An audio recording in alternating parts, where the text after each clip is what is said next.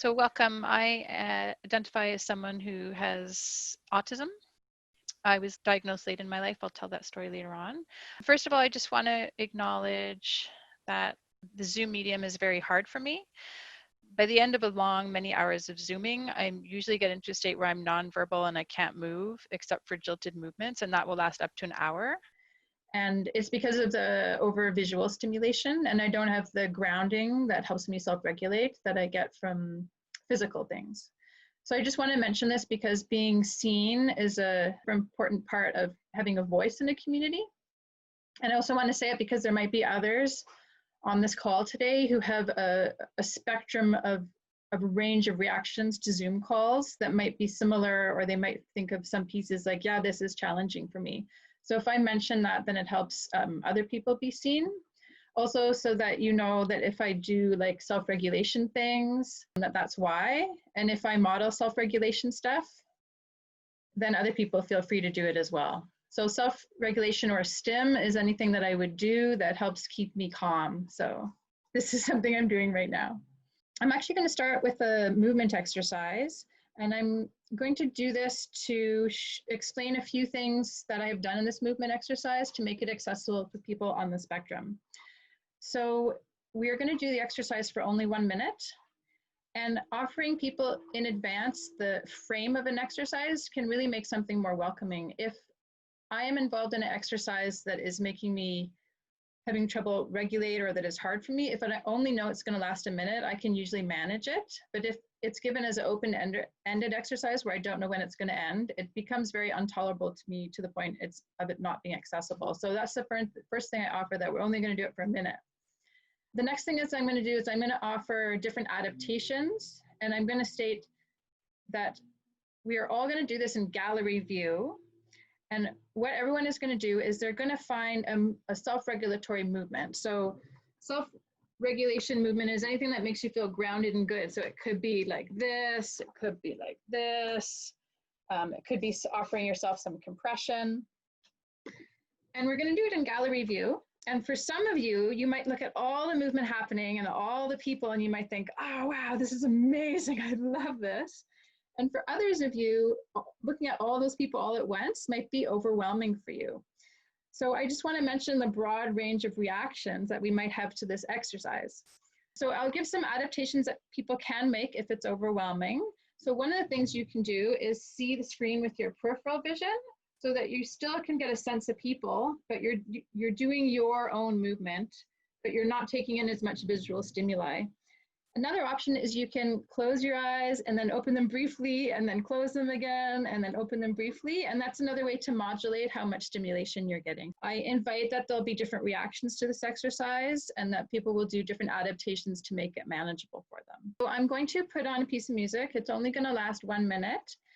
And we are going to do our self-regulatory movements. And what I offer is that if during a time when you have your eyes open briefly for a moment, or if you can see someone else for a moment, that you can also copy one of their movements and then go back to yours. And I will put the music on, and when the music has ended, that will be the ending frame for the dance we're going to do. So let's all get ready. And you're going to find your self-regulation movement. And again, if you need to, you can close your eyes and then open them, or use just your peripheral vision. And your movement can change as well as we do this minute.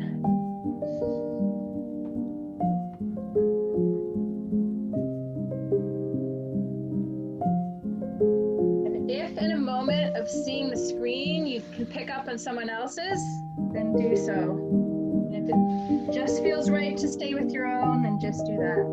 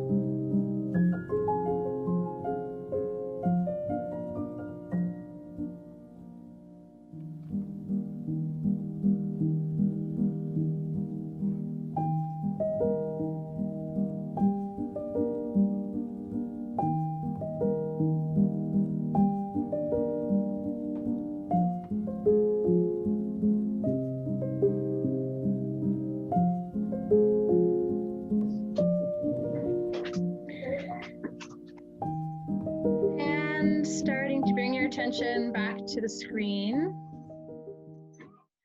And I just offer that you feel the after hum of that, just to feel what the after dance is.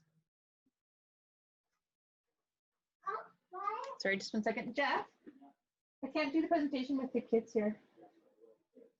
Okay. Sorry, my kids are here 24/7. I have a 5-year-old and a 10-year-old. Okay. Yeah, so that was an example of a way to present options and to honor people's difference. So I want to define what neurotypical is. So neurotypical is a person who most of the time fits into the norms of their community. And I would like to honor the fact that most contact dance communities are a little outside of typical to begin with, because we tend to be vestibular seekers. Vestibular seekers mean we're people who like compression types of touch, and we search out for it in our life. So that already sets us up as being atypical compared to usual community norms in our society.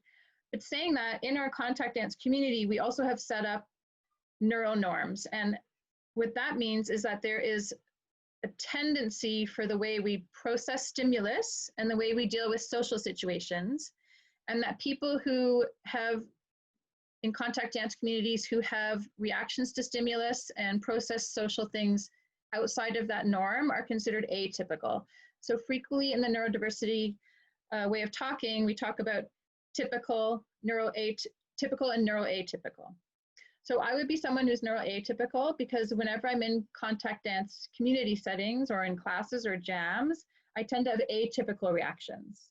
So I'm someone that sits outside the norm. Can everyone see my screen? Okay. So this is a chart I made up, and I would ask after my presentation that everyone fills in this chart. And it's optional, but it's a survey of our neurological difference in the community that we have here today. So I'm just going to explain how this chart works. Up on the top row here, we have basically the first one is 100% neurotypical. So if you feel you're 100% neurotypical in terms of what is expected and what are norms in the contact dance community, you would put a little star here. Now, I'd like to say 100% neurotypical in any community actually does not exist. There is no person who fits 100% of the community norms. It's just not, it's an impossibility. So down on this column here is a column or a line for how your ability is to conform to community norms. So the first person here can conform to community norms very easily and without thinking, and it doesn't take a lot of energy. And then as we move down this line, you start to see you can conform to community norms when you want to. You can conform when you want to, but it's exhausting. You can conform sometimes, but it starts to have a bigger toll on you. And the toll can either be fatigue or overstimulation.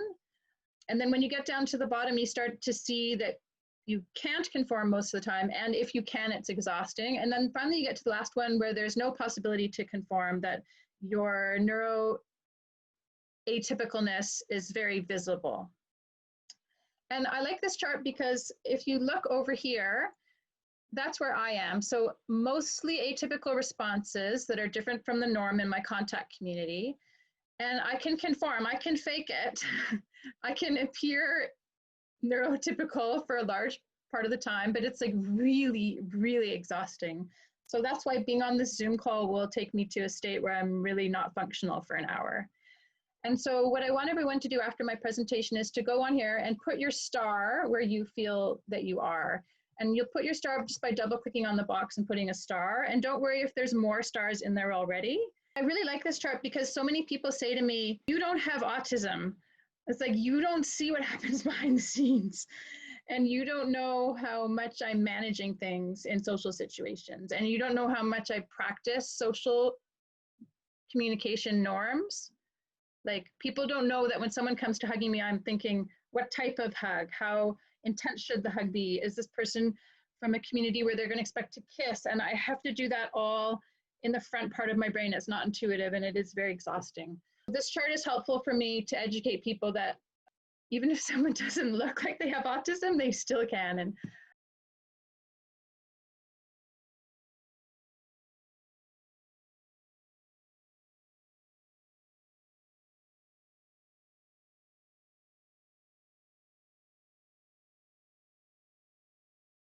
now I'm going to tell a little bit of my story.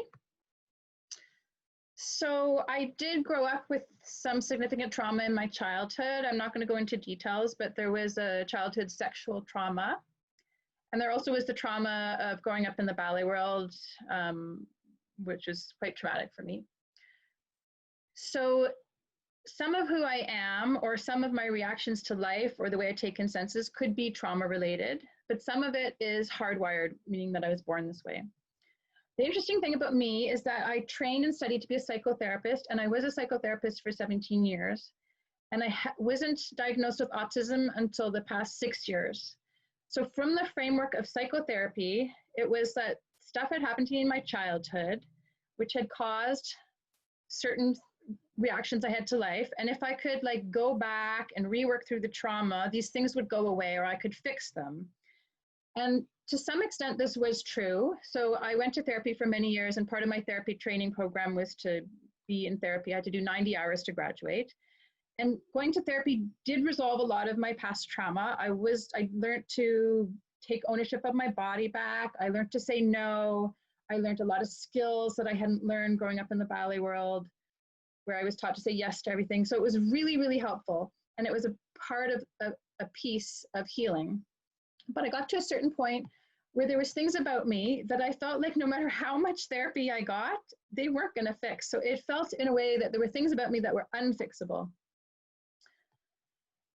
Now, I kept looking through this lens of trauma, that there was just some trauma I couldn't fix. Up until my son was 4 and he was diagnosed with high functioning autism. And I remember being in the psychotherapist's office, and she gave me a list. It was a symptom list of all the symptoms that you will have if you have autism. And she said, your son has autism because he has these check marks. And I looked at this list and I thought, oh shit, I have all these check marks, and this one, also that one, and also that one. And I came to this like all at once realization that I had autism, and I was 44 years old. And frequently people who identify as a woman are diagnosed much later in life. I learned it's quite common to get a diagnosis in your 40s. It seems like the subset group, that people who identify as a woman often are able to like fake normalcy and learn the social cues so that their autism remains hidden for longer. So I had this realization, and I realized, oh, some of who I am might just be who I am. I don't need to fix it anymore.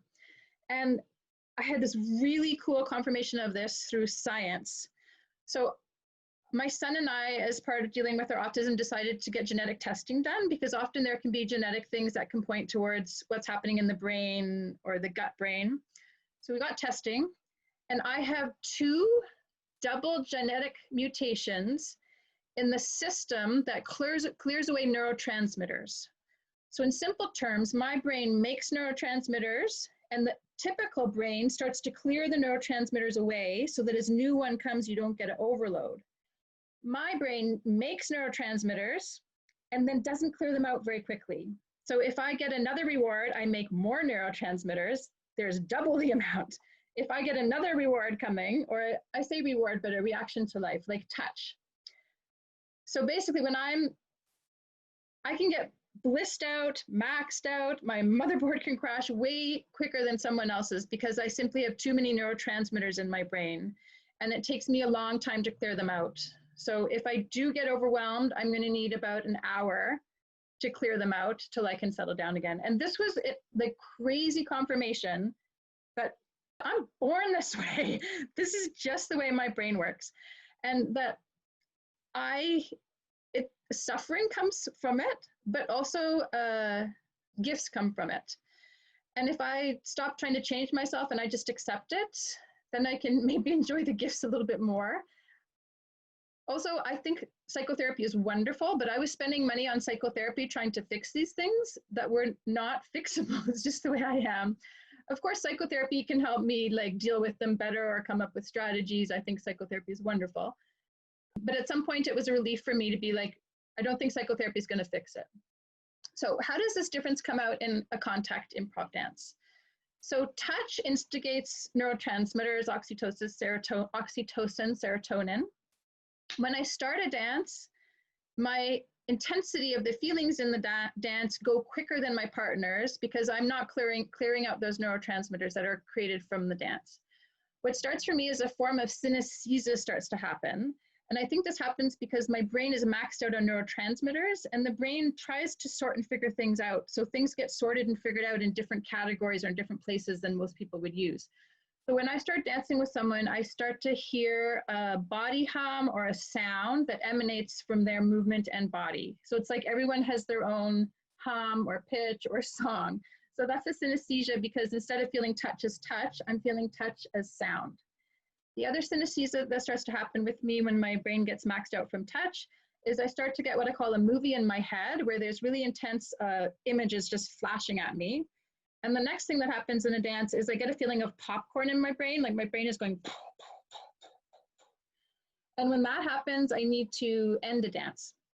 And so this means that maybe in 1 year, I find someone who ends a dance before I do, because people's tolerance or shape or length of the dance is invariably longer than mine, because I get to the popcorn state soon and I need to have short dances therefore, and then have moments where I sit out and let things calm down.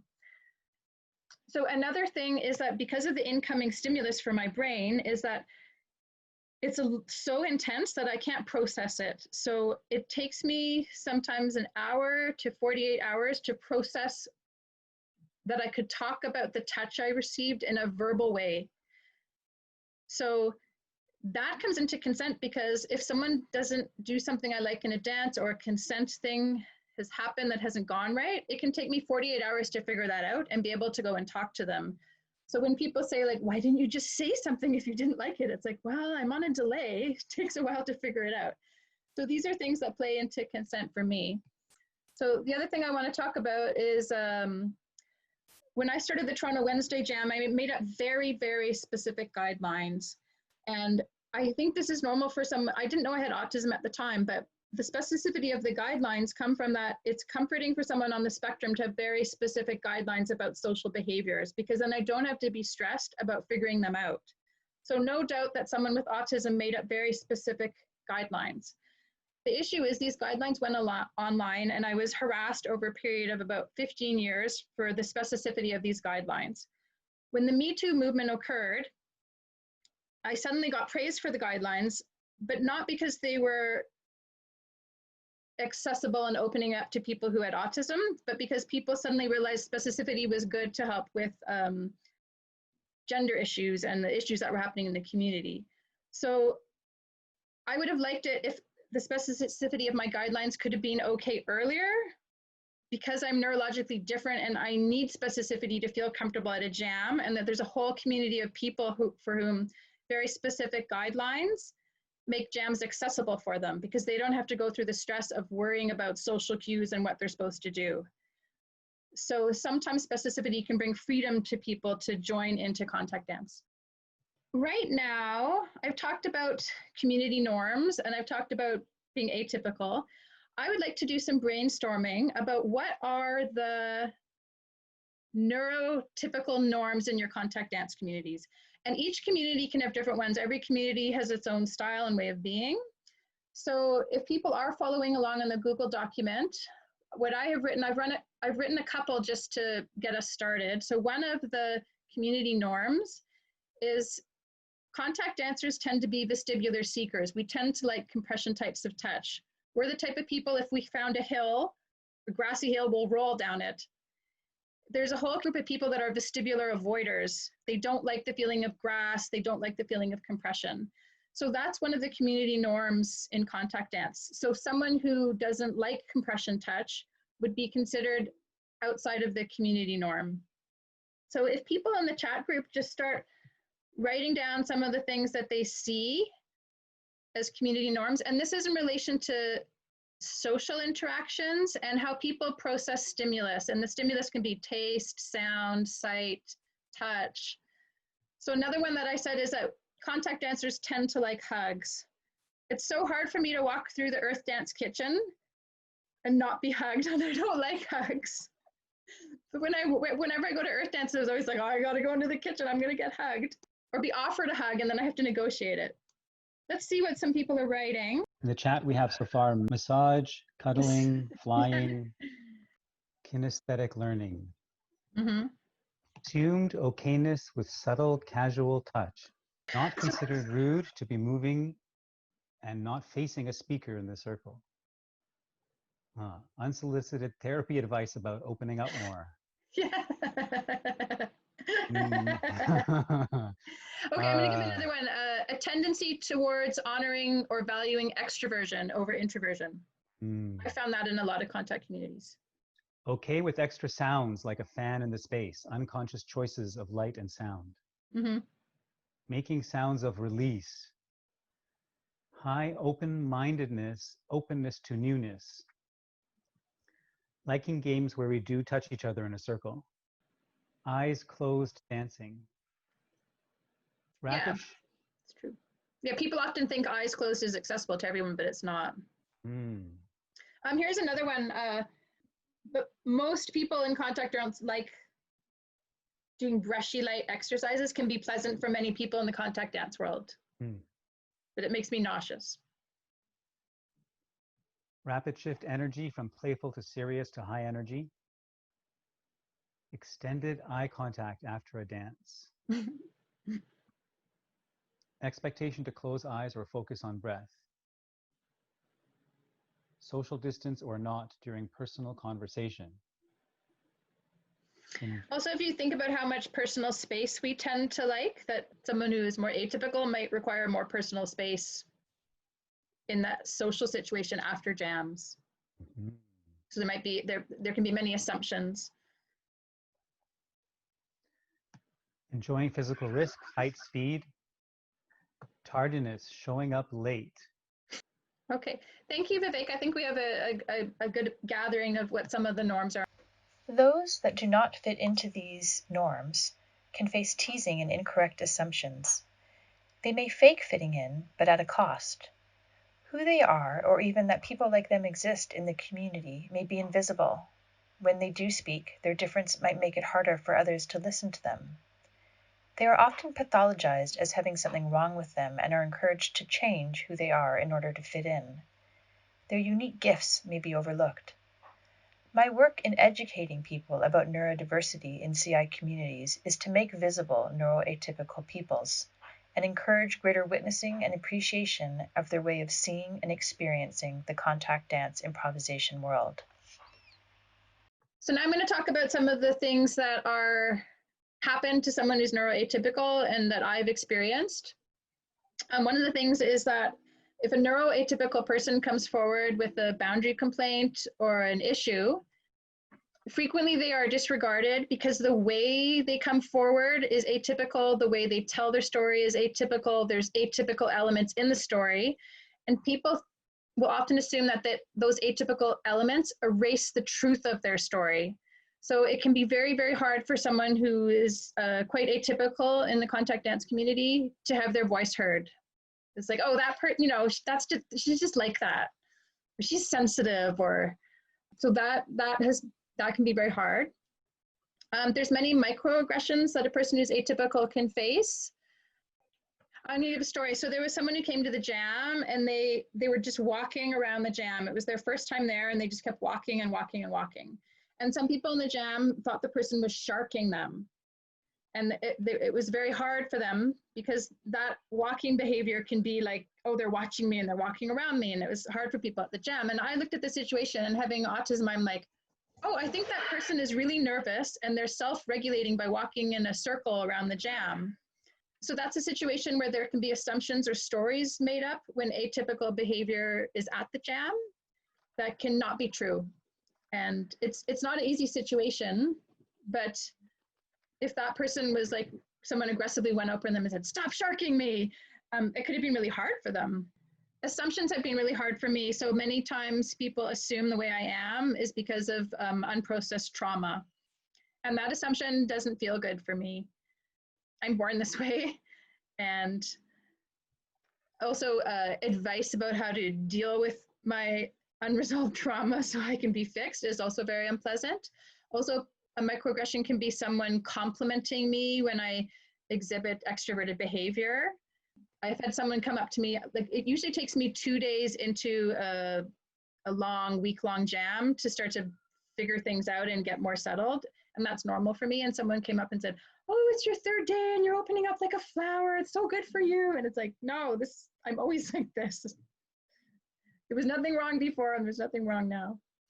So I want to draw into the conversation, it comes from the idea of a relaxed performance. So a relaxed performance is when you open up your theater for a show, but you relax the regular rules of the theater so people who are neurologically atypical can join. So you say things like, we're going to leave the audience lights up, people can come and go as they want, we're going to give you a warning of when there might be possible triggers, you can use your cell phone when you need, if that's the way you're stimming to stay in the room, you can go whoop, whoop, whoop, whoop, whoop, whoop during the piece and make noise. And so you set up all these relaxed rules so that more people can come to the theater. So I want to present the idea of a relaxed jam.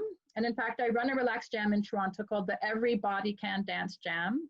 And it's wheelchair accessible, but it's also relaxed in terms of that we invite stimming sounds. We understand that some people might need to talk during a dance in order to feel calm. We understand there's just way more room for people to take care of themselves and do the things that they might need to do, even if they are atypical.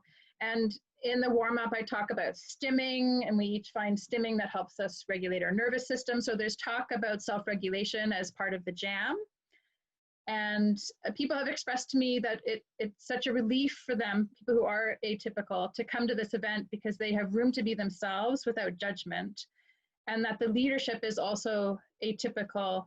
And we also have integrated teaching groups. So I always teach with my friend Luke, who dances in a wheelchair. So it's me who has autism and Luke teaching in a wheelchair. And it just creates a situation where people can relax more and be themselves. So I want to just talk to you for a moment, and then I'm going to send you in breakaway rooms to do some brainstorming. But I'm just going to talk to you about some ideas about how to make things accessible. So we're talking about accessible events and accessible exercises. So in the exercise I gave you, if I had said at the very start, we're going to shake, and everyone has to look at the screen, and isn't this amazing? It's going to be so enjoyable because you're going to see 30 people at once, and we're just going to do this. Someone who is atypical or on the spectrum, autism spectrum, might not have been able to participate because it was an open-ended time frame. They didn't know it was going to last only a minute. And it was expressed that the idea of seeing 30 people at once was delightful, when their truth is that seeing 30 people at once, like for me to look at the Zoom screen, causes me physical pain. It feels like someone is pricking me with pins. So if someone says, oh, isn't this great that we're going to see 30 people? I'm not in the room, I'm not here. And if who I am is not seen, it's going to be harder for myself to stand up for myself and assert my boundaries. It's going to be harder for me to be heard. So by saying, some of you are going to love this, you see 30 people on your screen and you're going to be like, yes, and other people it's going to be overwhelming. These are some adaptations you can do so you can still do the exercise to turn around and see with your peripheral vision. I'm in the room now because through the wording of how the exercise was set up, people know people like me are here. And, you know, with autism spectrum, it's about, some studies are 1 in 40, some are 1 in 60. If you're a contact teacher, you have taught someone with autism spectrum disorder, even if you don't realize it. So we are in the room. And often when I speak up at events, because I've been a real activist and I speak up a lot about neurodiversity, suddenly people will be like, come up and talk to me and be like, thank you for saying that. So if we make an accommodation for someone on the spectrum, it helps everyone down the line. So I'll give the instance, Earth Dance has these fans, they're so loud, not the overhead fan, but the fans that's in the windows. Earth Dance is a place where there's a lot of contact dance done. When they turn on the fans that are in the lower windows, I can't dance in the room anymore because of the sound of the fan. So there are autism-friendly fans. The cage of a fan makes the bad sound of the fan. So fans without cages don't make a lot of noise. And this fan has a soft blade. It has no cage, so you can stick your hand in the fan and the fan stops because of the soft blades. If they put autism-friendly fans in the room, I could stay. And believe me, so many other people who might not be as sensitive to fan noise as me, but are still, all the way down the spectrum will benefit. And especially if someone was doing a talk in the Earth Dance room and the loud fans are on, even if you don't have sound sensitivity, those loud fans mean you can't hear what the speaker is saying or the speaker has to raise their voice. So if you make an accommodation for someone like me, it's going to help all the way down. It's going to make for more enjoyable experiences. Languaging and creating exercises, it's about languaging the different possible reactions. Eye contact is not pleasant for everyone. It is for some people. I want you to think about your space. I want you to, if you are running a contact dance event, I want you to think about your space, and I want you to run through all the senses. How is this space in terms of sound? Oh my gosh, there's a metal roof. My voice is echoing off the metal roof. How is that for someone who's sound sensitive? Temperature, visuals, smell or taste. Is there a kitchen cooking food next to your jam that makes people not feel good when they're dancing? So you just want to run through all the senses and think of your space. So accessibility is about wheelchair ramps, but it's also about sound and sight and feel. It's about many, many things. Also leaving room in how your event is organized or in your policies around boundary complaints for different processing times. So it is normal for me that it takes 48 hours for me to find my no. And so if you have policies that you have to say no right away, it's not inviting for me. So just honoring different processing times. Honor and value difference. Make self-regulation tools and discussion part of your teaching. We all stim. So this is a stim. Tapping your foot is a stim. People with autism will stim in atypical ways. Whoop, whoop, whoop, whoop. But we all stim. So if you make self-regulation stims a part of your teaching, then you're honoring that process, and you can honor the different ways that we stim. If we can make the range of what's accepted and normal in a contact dance room bigger, it's going to include a bigger catchment of people. Okay, so I'm going to have you divide into breakout rooms.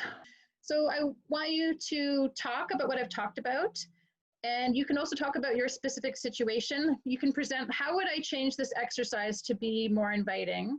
Or talk about the space where you're teaching. Talk about something that you learned that was an aha for you. So it's a chance to just process or brainstorm ways to make your community or your events or your exercises more welcoming to people who are atypical. And also you might have had a realization of something that's atypical about yourself that you want to talk about. So it's just a chance to talk.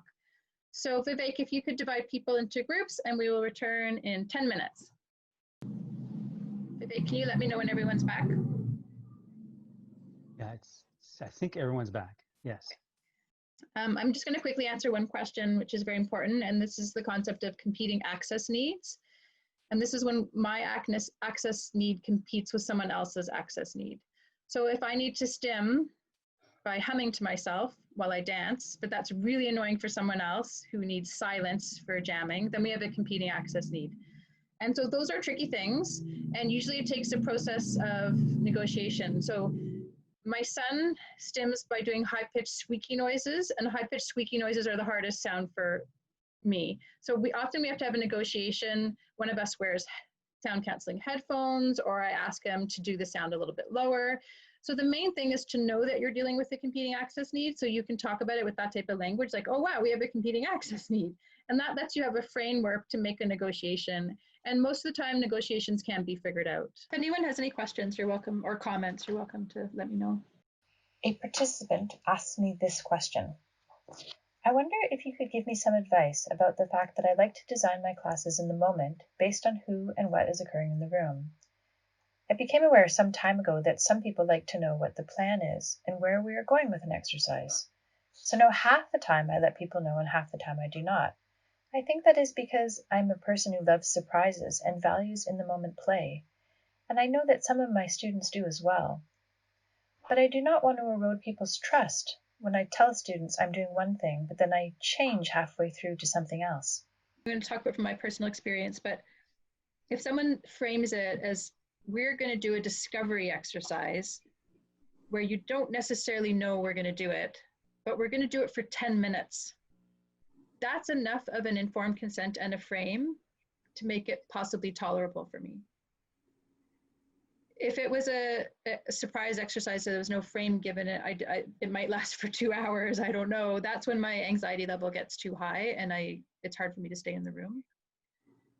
So surprise should be part of the work, but you can frame it in a way that it's tolerable for people.